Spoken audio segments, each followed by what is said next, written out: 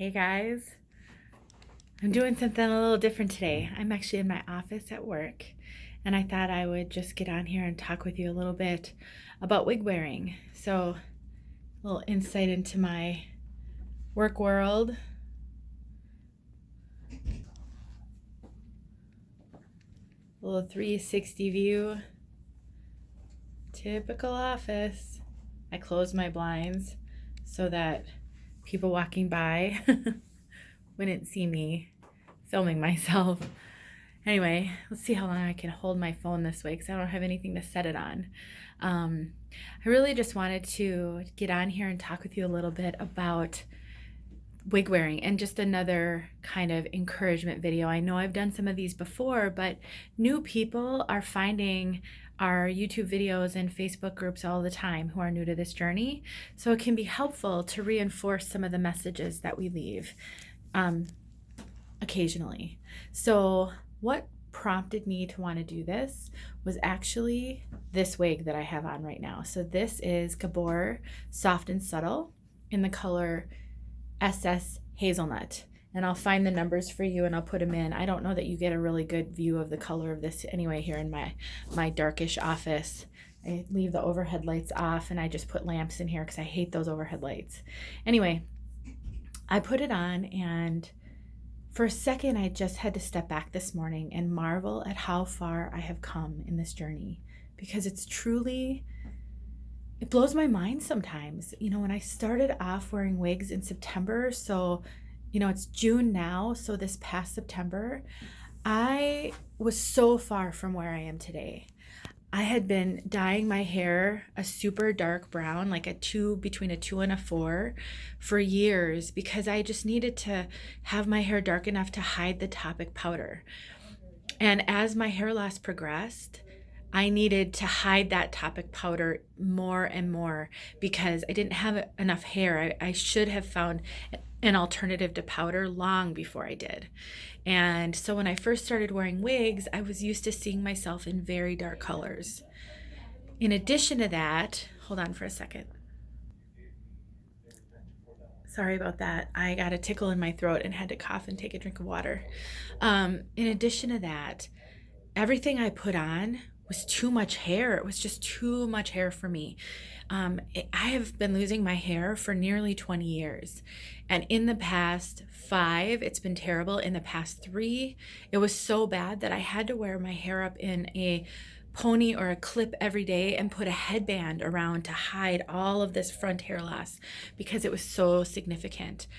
I don't know what prevented me from seeking out toppers or wigs, because I didn't. And I used to use those pony scrunchies, and I would put my hair up in a pony and I'd put one of those in, like hair pony scrunchies, to make me look like I had more volume in my ponytail. So it wasn't like I was unfamiliar with alternative hair, but it just never occurred to me to look into wigs, I guess.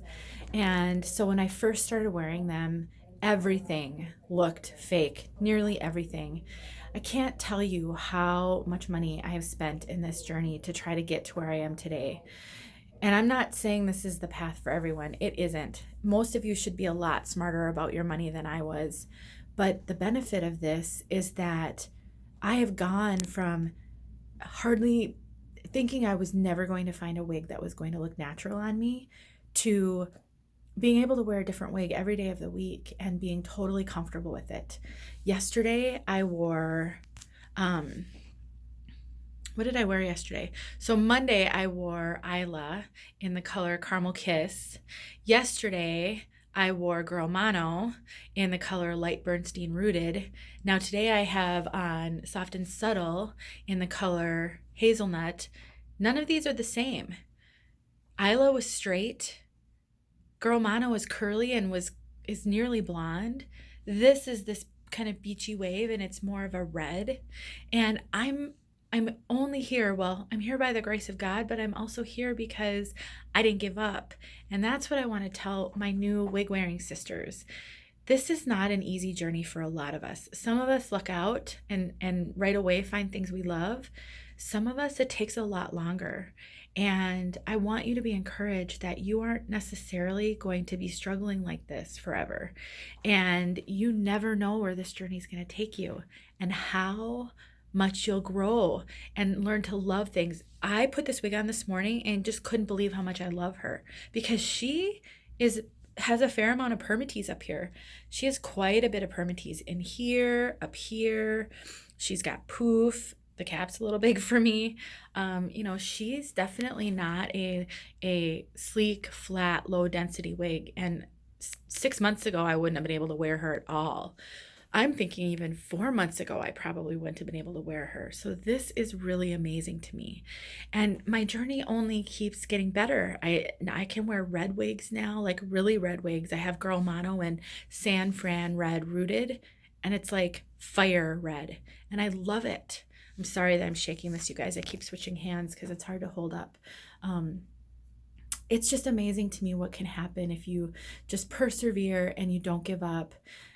Being a part of a bunch of wig groups on Facebook has been tremendously helpful, because I not only get to share my own journey and get great feedback, but I get to see others as well, and I learn from them. And when others take steps in bravery and confidence, it helps me to take steps in bravery and confidence.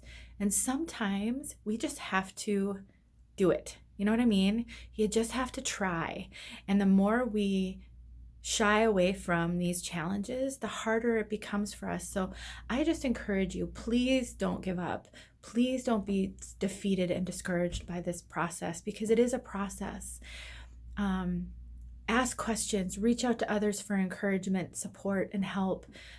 Take baby steps. Those baby steps can get you so far. Go to the grocery store in a wig.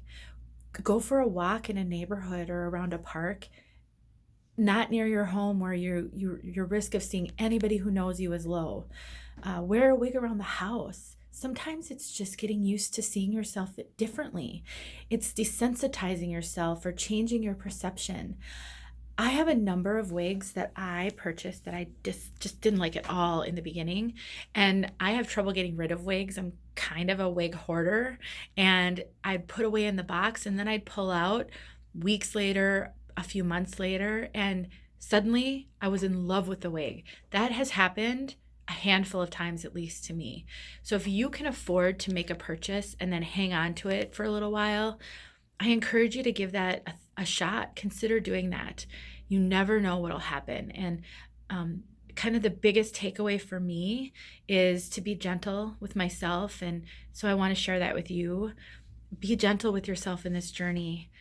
Take your time, but don't give up, and don't think that you're the only person in the world that this isn't going to work for, or that can't seem to find her wig, because you're not. And these videos that I make and that a lot of us make, and the posts that we post, a lot of them are the best of the best. They're us showing that success as encouragement, but also because people want to see, wigs that look good. Not, I don't get on here all the time and post my sadness about things or the defeats I've experienced. That could be helpful, but when I'm in that moment, I'm not really thinking about making a video. I'm just trying to get through it. So the best I can do right now is to get on here and share these kinds of videos, these encouraging videos. And if I do have an opportunity to share a learning, then I will. If you guys ever have any questions, please send me a message. I would love to be able to be helpful, but don't walk this alone, because you are not alone in this. You are not alone in this. I always say this, and I mean it. We're in this together. Thanks for watching, you guys. I love you all, and I really do feel this sisterhood with my wig sisters. I hope that these videos are helpful and that you will walk away from this feeling encouraged to try something new today. Have a good one, you guys.